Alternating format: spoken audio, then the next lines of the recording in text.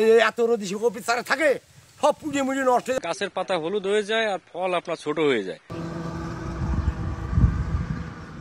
ঠাঠা রোদে তপ্ত পথঘাট, ঘর ছেড়ে বাইরে বের হলেই মরুভূমির উত্তাপ, খরতাপে জলে শরীর। এর মাঝেও দ্রব্যমূল্যের ঊর্ধ্বগতির বাজারে টিকে থাকতে মাঠে ঘাটে শ্রমজীবীরা।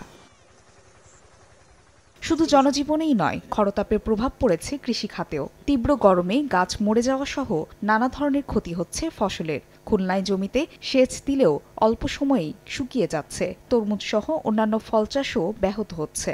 গাছের পাতা হলুদ হয়ে যায় আর ফল আপনার ছোট হয়ে যায়। খোরার জন্য এই তরমুজ ক্ষেত্রে যে সার ওষুধ আমরা ব্যবহার করতেছি, গাছ মারা যাচ্ছে, খোরা আর ওষুধও কাজ হচ্ছে না। অনেক সময় খেত খামারি করে আমরা যদি লাভবান হতে না পারি, সব যদি খরচ হয়ে যায়, তাহলে আমরা বাইসে থাকবো কিভাবে? সূর্যের প্রখরতায় রাজশাহীতে আমের গুটি ঝরে পড়ছে, গাছে পানি ছিটিয়েও ধরে রাখা যাচ্ছে না। রৌদ্রের কারণে আমের গুটি ঝরে যাচ্ছে এবং আমের ক্ষতি হচ্ছে, এতে কৃষক অনেক ক্ষতিগ্রস্ত হচ্ছে। বৃষ্টির প্রয়োজন আর কি, টিউবওয়েলে পানি টানি নাই, এখন আমার খুব সমস্যা আর কি।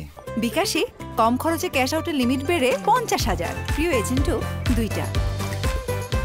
অন্যদিকে তীব্র তাপদাহে ফসল উৎপাদনে কপালে দুশ্চিন্তার ভাঁজ ঠাকুরগাঁও, চুয়াডাঙ্গা সহ বেশ কয়েকটি জেলার কৃষকের। হাড়ভাঙ্গা পরিশ্রম করেও ফসল রক্ষায় ব্যর্থ হচ্ছেন।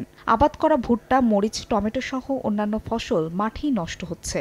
এই এত রোদি কপি চারা থাকে সব পুড়িয়ে মুড়িয়ে নষ্ট হয়ে যায়। মাঠে ঘাড়ে করে পানি আনছি, পানি দিয়েও সে কপি চারা ঠেকাই নিয়ে গেল না। ফুলকপি সুফরি যাচ্ছে, পাতা ছোট হয়ে যাচ্ছে, ফুল ছোট হয়ে যাচ্ছে, আর গরমে মানুষই বাঁচছে না, কপি বাঁচে কিভাবে? তাপমাত্রা বৃদ্ধি অব্যাহত থাকলে তরমুজ সহ ফসল উৎপাদনের লক্ষ্য পূরণ না হওয়ার শঙ্কা জানিয়ে জমিতে বিকল্প পানি রাখা সহ বিভিন্ন পরামর্শ কৃষি অফিসের। আমরা আশঙ্কা করছি এই ধরনের খরা যদি অব্যাহত থাকে তাহলে আমাদের ফলনের উপরে একটা বিরূপ প্রভাব পড়তে পারে।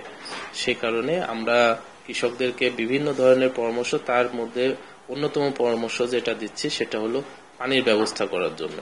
তবে গরম হলেও কড়া রোদে কিছুটা সুফল মিলছে ধান চাষির। ধান মাড়াই করে শুকাতে সময় লাগছে কম। ফাহরিয়া ফারজানা, সময় সংবাদ।